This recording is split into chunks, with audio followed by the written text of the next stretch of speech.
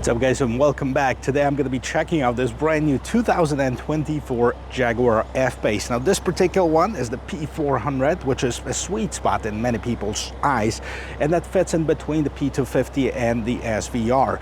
So this is all thanks to Jaguar of Sarasota. I'm going to be able to take you on a complete tour of this vehicle, starting with the exterior, engine, technology, and yes, the test drive at the end of this video. So if you enjoy watching videos like this, don't forget to check out the rest of my channel, hit that subscribe button, give me a like, and don't forget to turn on that bell notification ring bell so you won't miss any of the content that's coming out. And now let's get back to this.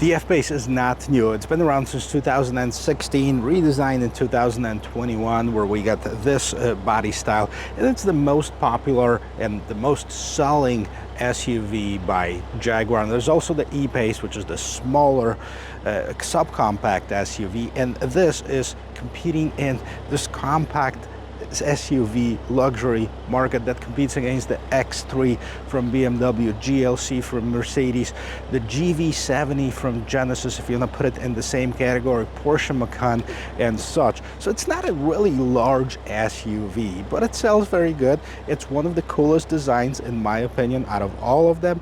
And let's take a peek and let's see what we have. So the hood, and it's an interesting design because it starts with this bulge right here that gets lower and lower as it goes towards the sides of the vehicle. I like the lights, and I apologize if you hear the engine running, but I couldn't get the lights to stay on with it off.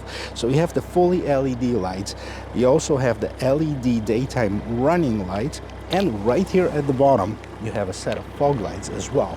Now the grille on this particular one is piano black with this big Jaguar logo, front view camera. You also have some piano black down towards the bottom, and what's interesting, you have these two openings on each side. Now this is closed, but on the other side it's open, allowing more air to go through that radiator and help with cooling of this really powerful power plant.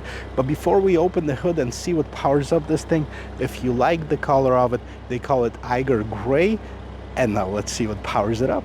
Underneath the hood of this P400, we have an inline 6-cylinder 3-liter engine, and that is both supercharged and turbocharged, producing 395 horsepower and 406 foot-pounds of torque. Now it's mated to an 8-speed automatic transmission with pedal shifters, and that is a really cool driving vehicle. I can't wait to show it to you at the end of this video.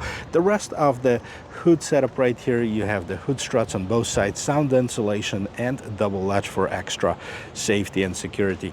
Love the design on the side here. Definitely has some sporty, very athletic stance on it with this longer hood, and then the rest of this vehicle kind of raises up and it slopes down towards the end of it. You also have this cool trim piece with the Jaguar logo. It's non-functional, this is for decoration only.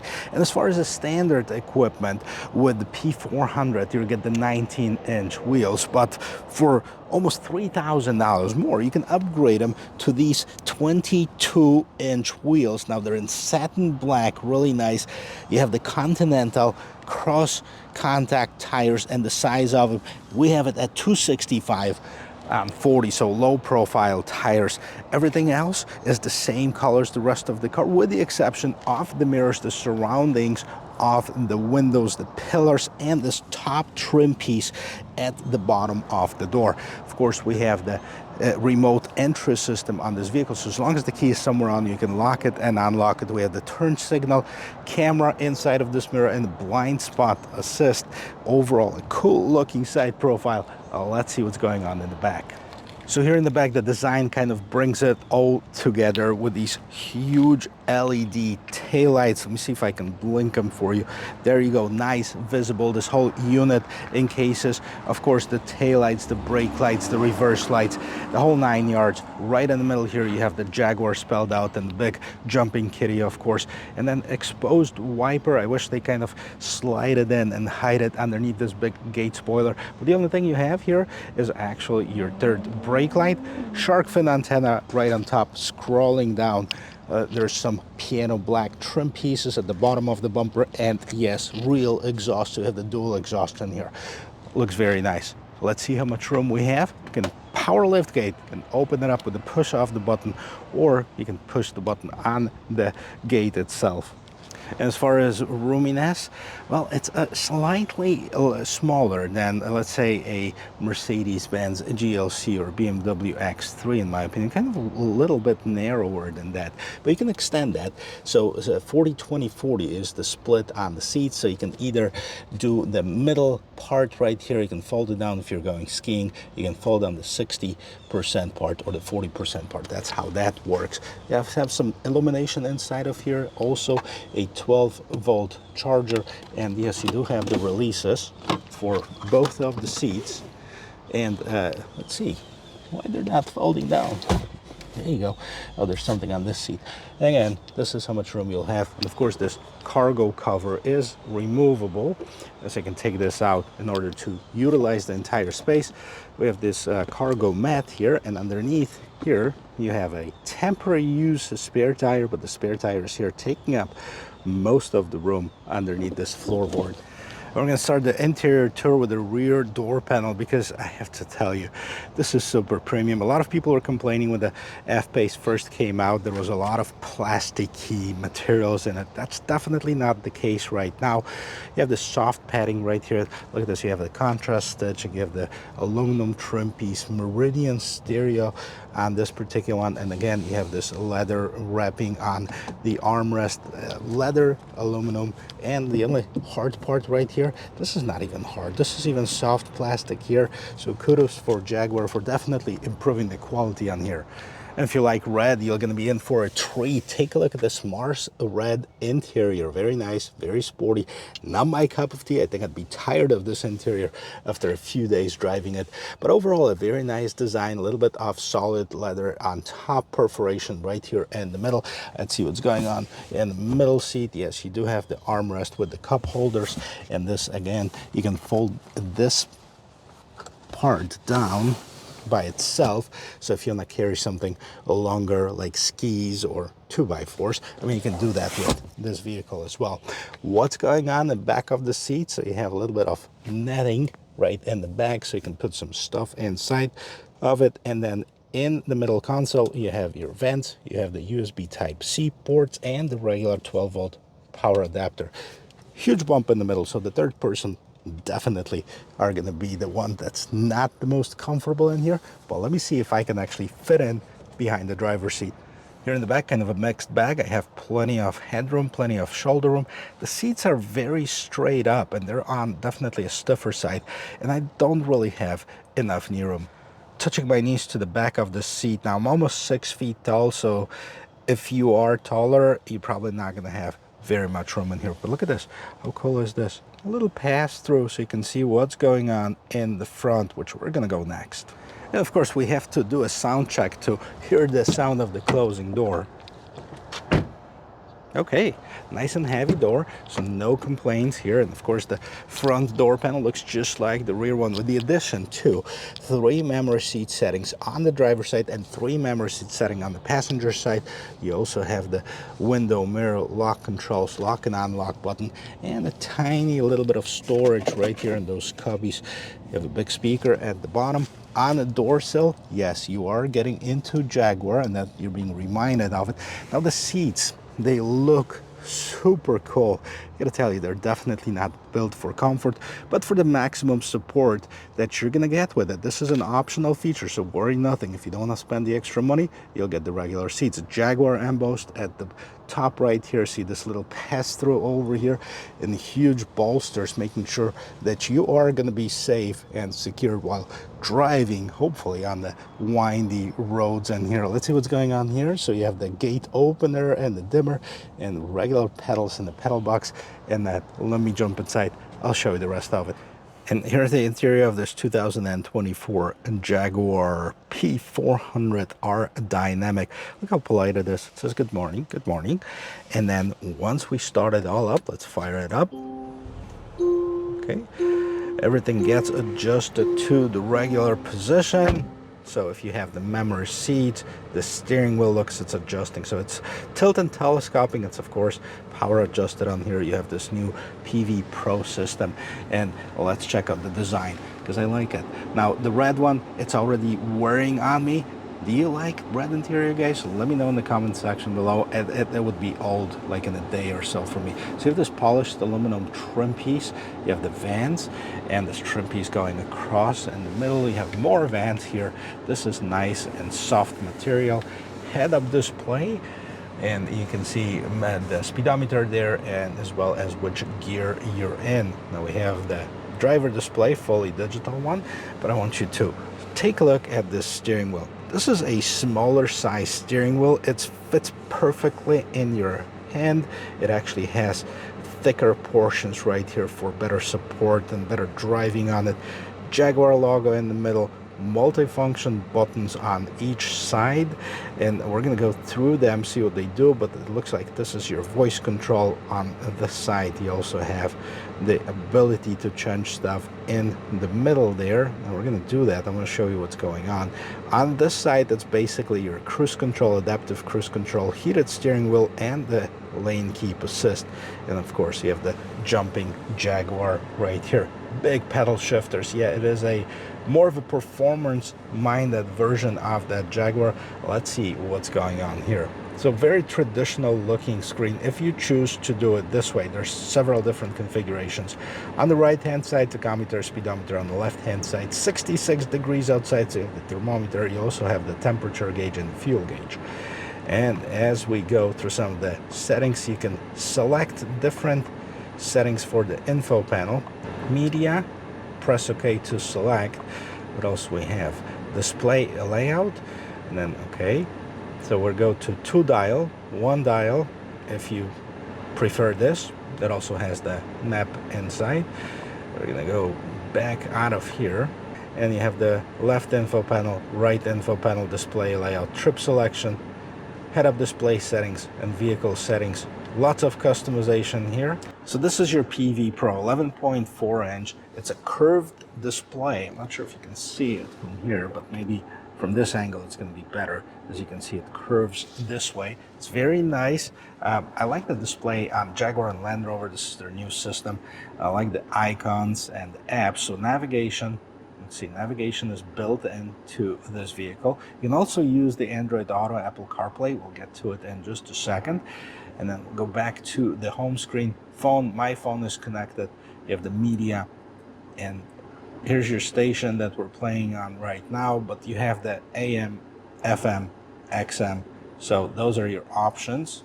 And let's go back. Energy, impact, driving style, etc. Well, let's go back to this main menu where you have all of these icons. So you have the navigation, accounts, seats. Let's see if there's anything special about the seats. So you can turn on the seat cooling, seat heating through here. All right, cooling probably is better here in Florida. You can turn this off as well. And then this is front, no rear heated seats on this one. So that's why this option is not available. And then let's go back to the apps. Climate control. There's a shortcut to the climate control right below here, but you can also turn it on, turn it off, see where the air is coming from, and definitely it makes a difference changing it. So we're gonna actually leave it right on top so it doesn't blow into the microphone here. And I'm gonna try to reduce the fan speed, which is interesting, but I'm going to show you how it's done in just a moment. Back to apps. So we have cameras. Let's take a look and see what's going on. Multitude of options as far as different angles of the cameras, looking at the vehicle or looking from the vehicle, wide angle, narrow angle, front, back, sides, etc. So really nice system. You can also do the 3D where you can actually spin this vehicle around if you'd like to. And these are your cameras. Now, if I put it in reverse, it also turns on the regular camera, gives you the active trajectory lines. And this is probably one of the coolest features that any of the vehicles could have. And I can't stress how important it is. If there is a post right here, or let's say you're trying to get out of the gas station and you want to back out, you're going to see that.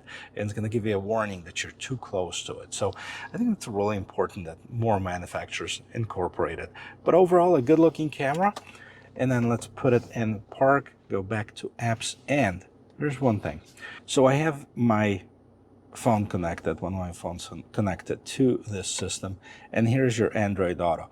And when I was researching this vehicle to make this video, a lot of people were complaining that the Android Auto wasn't connecting.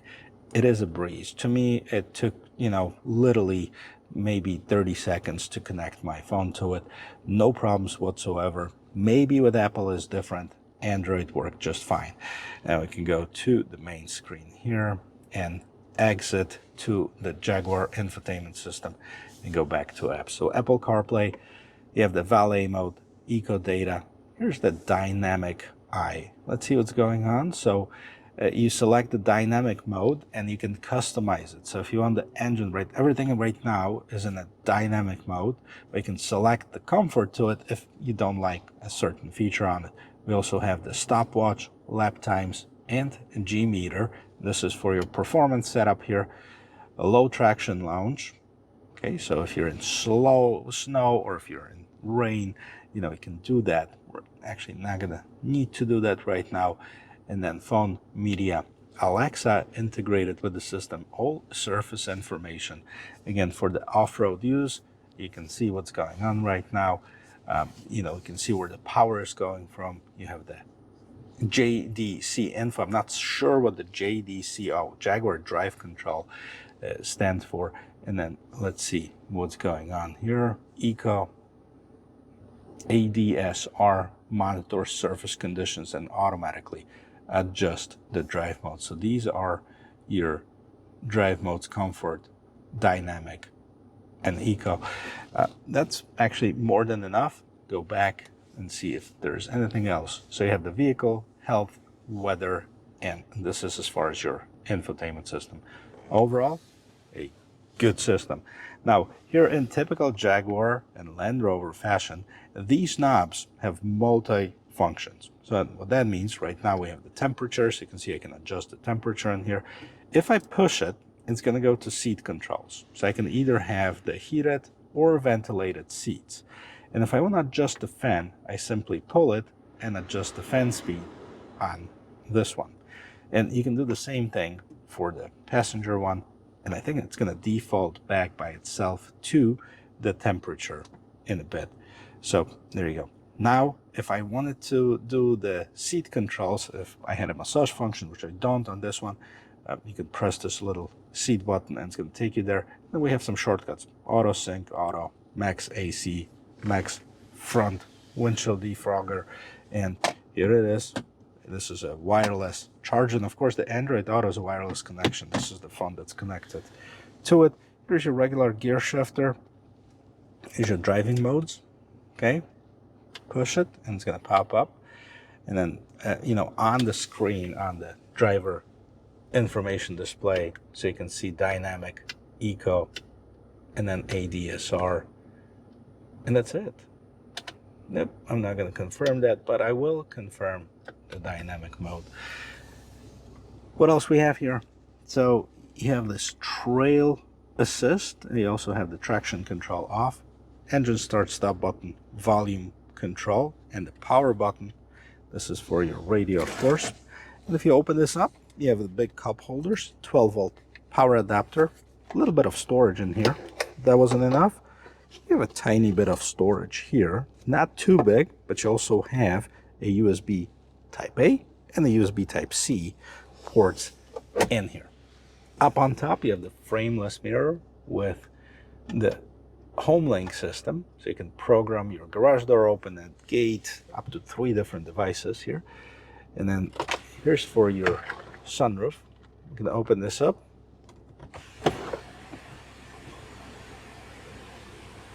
Let some air, let some light inside of it. It is a large moonroof. It's a panoramic moonroof. And of course, the rear panel right there is fixed, but it is a huge front panel. And a nice windscreen too, to reduce that wind noise. And then there's a separate button right here, the separate control for the slide actually. So we're gonna check this out in a bit. Now this is the interior of it. Now it's not cheap, so let's talk about the pricing and take it for a spin. And before we go on the road, let's touch on the price. So like I mentioned before, the F Pace is available in 3 different versions. So that's the F Pace P250, P400, and the SVR. Now the P250 is the base vehicle. It's a 4-cylinder engine with about 250 horsepower. And of course the SVR is the P550, and we're having over 500 horsepower on that one. I reviewed both of these vehicles in separate videos, one last year and one a couple years ago. That's the same thing basically. And then we have the P400, which is this one. Now this is the inline 6 turbocharged, supercharged with mild hybrid assist. It's got 395 horsepower, 5.1 seconds, 0 to 60 acceleration. Ready to hear the starting price? $66,500. That's on the P400. Now, if that was too much for you, $57 is starting MSRP for the P250. And if this was not fast enough, you can get 542 horsepower in the SVR, 3.8 seconds 0 to 60 at $91,900 starting MSRP. For many people, this is the sweet spot. And then you, of course, can add a lot of options to it. Now, this particular one, here's the sticker to this Jaguar, and it has a total MSRP with destination everything $79,873. But the biggest upgrades on this are the wheels. $3,000 for the 22-inch wheels and the 14-way performance heated and cooled memory front seats, $2,950. Like I said, these are not built for comfort. These are built for support. If you didn't care about either one of those options, you knock $6,000 off the price of this vehicle. And now everything else I'm going to list in the description of this video. But for example, the color, the Eiger Grey color, nice color, but it's $950. The red color right here, that was an option too. Mars red Windsor leather seats, it's another $800. So if you want to go with a base color with not as bright interior, again, knock off another $2,000 and we're going down in here. But anyways, I'm going to list everything in the description of this video. One more thing to mention is the gas mileage. 19 in the city, 25 on the expressway. It's not the best, especially considering that we're talking about the compact SUV. Well, let's see how it drives. Maybe that's going to compensate for the low numbers. I'm in the dynamic mode and I'm in this parking lot right here. However, I gotta tell you something. That's, completely besides the point. But a couple months, maybe 3-4 months ago, this lot was empty. There was no cars in here. Everybody was short on inventory. And right now, there's plenty of it. We're going to check out a little bit off the line acceleration, but the main acceleration test we're going to do on the road.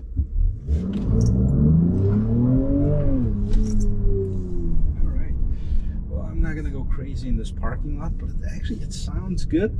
It sounds like it can handle itself off the line. There was a slight bit of a turbo lag, which we're going to see if that is consistent, and it happens all the time, and it was just this time right now. But good visibility. I like the mirrors. Kind of wish that it had that digital mirror right on top. Pretty sure that's an option. A lot of Land Rover, Jaguar products have it. This one doesn't have it. Hey, the suspension is definitely a bit on the stiffer side, but then again, we're looking at performance SUV, and yeah, if you want to merge in traffic, you're not going to have any problems here, and it sounds good. Now, there's a big difference between the sound of a 4-cylinder engine, even though it might be like speaker enhanced, but there's a huge difference between this and the inline 6 engine that you have in this. I think this would be definitely my preference. But boy, I like this. I mean, that is responsive. Sound of it is great. The overall vehicle feels like it's put together very well.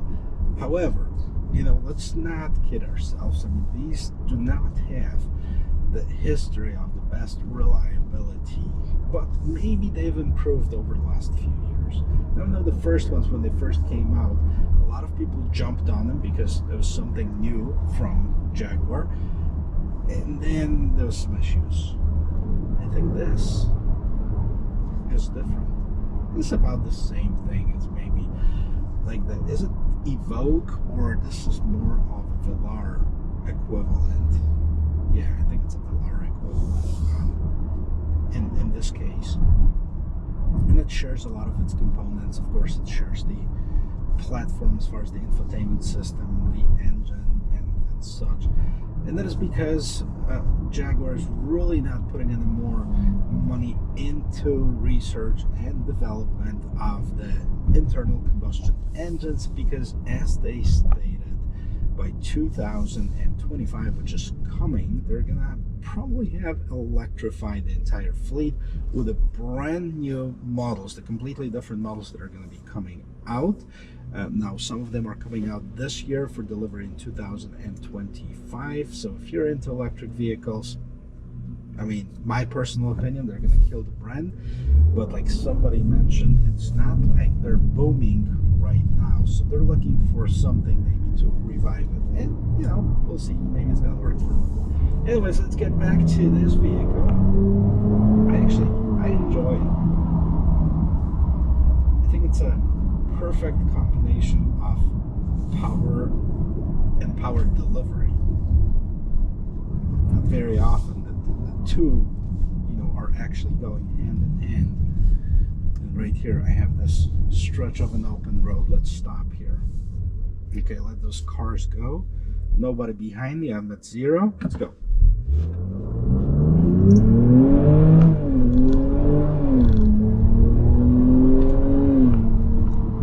65 miles an hour. I tell you, this transmission, this 8-speed automatic transmission, is so much nicer than the 9-speed that I just tested up on the Evoque. This one is not searching for gears. It's actually there where you need it. They have the pedal shifters here. Let's see if I can drop it on the pedal shifters. Do I have to put it in? Yeah, I think I have to put it in the sport mode. There you go. Yep, reduce it. Oh yeah. We can have some fun with this vehicle, that's for sure. It tells me to upgrade it to the 5th gear. Now, depending on what you like, but it definitely, you can drop it a couple of gears, slow down, and go. I'm gonna let those cars go ahead a little bit. Let's do just that.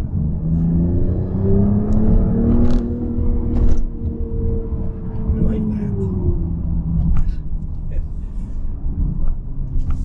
Oh wow, really impressive. Let's do a U-turn here. Let's go. Let's drop it down. Windy roads in here. This vehicle feels like it's on rails. It really does. Suspension, like I mentioned, it is on the stiffer side, but not bad. And the seats, surprisingly, I mean, I didn't think I was going to like them at all. They are supportive. And you can see I'm not the smallest person. I fit in just fine in those seats, so they're not too narrow like you feel on some of the other. Overall, I think it's great. There are very few things that I didn't like about it. I mean, like the infotainment system, the overall look, the power delivery. Hey, the price, yeah, well, but you know, that's what you're gonna pay. Now, like I said before, this is in the same segment as the GLC, but I wouldn't compare this model against the GLC 300, more of a GLC 43. Same thing with the X3, not the base 4-cylinder engine. I'd go with the with a 6-cylinder engine. Now, of course, we have the top of the lines one, the GLC 63, the Alfa Romeo Quadrifoglio. Then we have the X3M, 500 horsepower plus. This would be comparable to the SVR version. Well, guys, I'd love for you to chime in and let me know what you think about this vehicle. Have you learned anything from this video? Would you like to buy one, yes or no? Or maybe you own one, and let me know what you think about that. If you had any issues with it, has it been reliable or not? And don't forget to check out the rest of my channel. Consider subscribing so you can check out more vehicles like this and hear a lot more of this.